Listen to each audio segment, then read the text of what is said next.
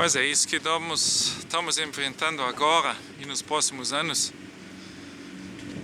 que cada vez vai provavelmente ficar pior para nós também, é o resultado, eu vejo como o resultado da nossa política de antigamente.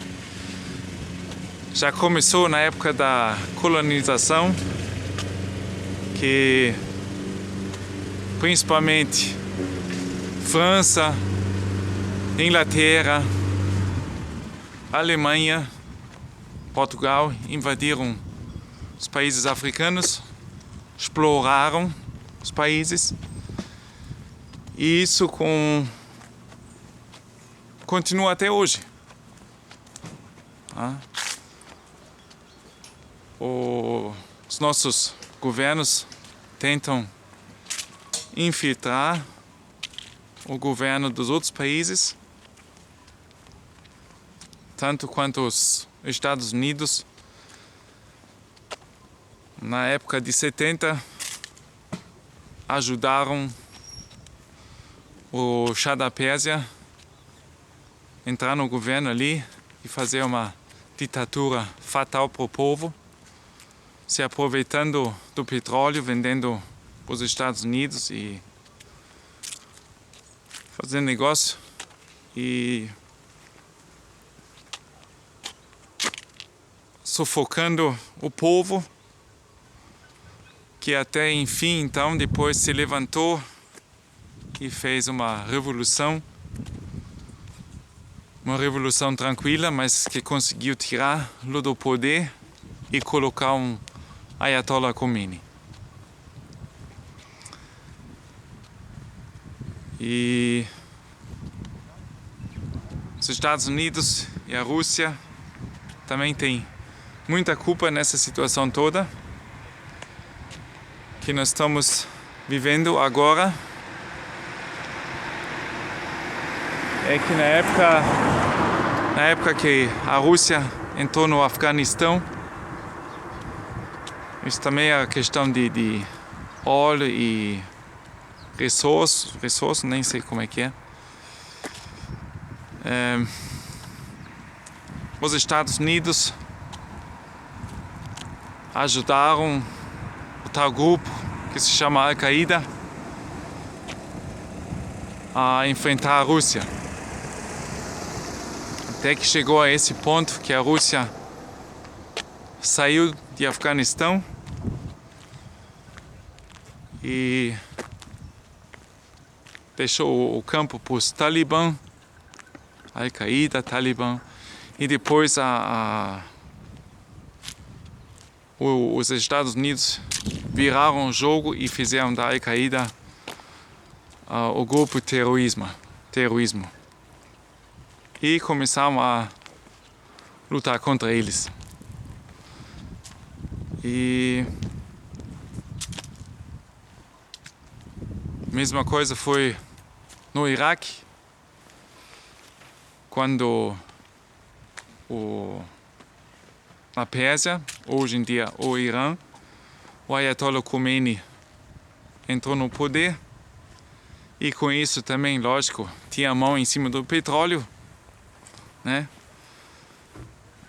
Os americanos incentivaram um cara no Iraque, que na época já estava no poder, um cara muito simpático para os americanos naquela época, que se chamava Saddam Hussein.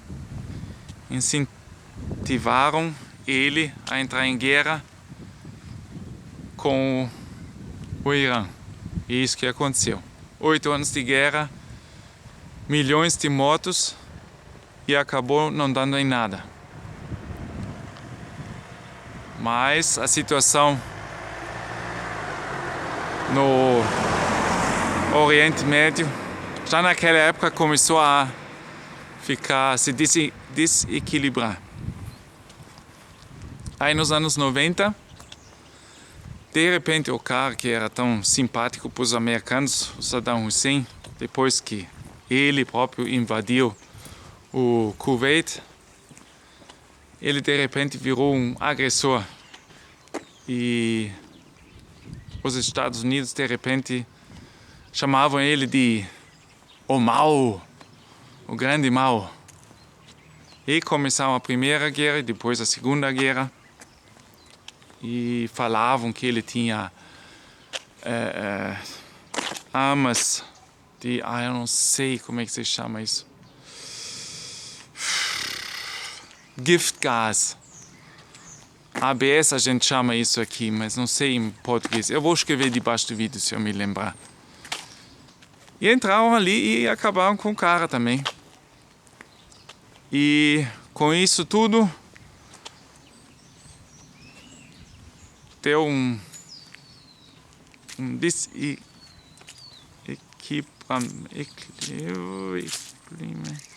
equilibramento, muito difícil essa palavra. Deu uma confusão nessa região toda. É que na época que eles tiravam o Saddam Hussein, eles também tiravam o militar. E todo mundo ficou na rua e não sabia o que fazer. E o que o pessoal procurava? Um outro sentido. E, claro, nessa região ali, os americanos são os maus. Os maus, lógico. Então, esses grupos radicais, de repente, eles ganhavam, vamos dizer assim, chamar soldados, porque eu não sei o nome certo, soldados de vários países. Então, hoje em dia, a Al-Qaeda, o Boko Haram, que é da Nigéria, um grupo terrorismo, muita gente que saíram do governo lá do Saddam Hussein e de muitos outros grupos se juntaram e formaram o IS, que hoje em dia é um grupo radical que é muito forte nesse Oriente Médio e que faz com que muitas pessoas estão fugindo desses países e tentando se salvar. Então esse é o resultado da nossa política. E quem são os maiores produtores de armas do mundo? Os Estados Unidos, a Rússia, a Alemanha. Eu preciso dizer mais alguma coisa? Para onde vão ser vendidas essas armas? Onde não tem guerra, não tem negócio. Onde tem guerra, pode vender as armas. Gente, pensa um pouco no que eu disse. Grande abraço. Até mais.